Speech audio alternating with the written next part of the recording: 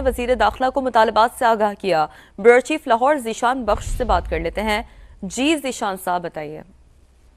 جی بالکل، وفاقی وزیر داخلہ نے جماعت اسلامی کا جو دھرنا گزشتہ روز سے راولپنڈی اسلام آباد میں جاری ہے اس کو ختم کرنے کے حوالے سے ابتدائی طور پر باضابطہ حکومتی سطح پر اب وزیر داخلہ میدان میں آئے ہیں اور انہوں نے نائب امیر جماعت اسلامی لیاقت بلوچ سے رابطہ کیا ہے اور ان کا یہ کہنا ہے کہ حکومت جو ہے وہ ان کے جو مطالبات ہیں اس کو سنجیدگی سے دیکھ رہی ہے اور حکومت کی پوری کوشش ہے کہ جماعت اسلامی سے مذاکرات ہوں اور مذاکرات کے نتیجے میں اس دھرنے کو پرامن طریقے سے ختم کیا جا سکے۔ اس ٹیلی فونک گفتگو میں لیاقت بلوچ نے جو جماعت اسلامی کے مطالبات ہیں وہ وزیر داخلہ کے سامنے رکھے، جن میں بجلی کے بلز میں 500 یونٹ استعمال کرنے والے صارفین کو 50% رعایت دینا، بجلی کے بلز میں جو سلیب ریٹ ہے اس کو ختم کرنا، ساتھ ہی ساتھ آئی پی پیز کے ساتھ کیپیسٹی پیمنٹ اور ڈالر میں ادائیگی کا جو معاہدہ ہے اس کو ختم کرنے کا مطالبہ کیا گیا ہے، جبکہ غریب اور تنخواہ دار جو طبقہ ہے ان پہ جو ٹیکسز میں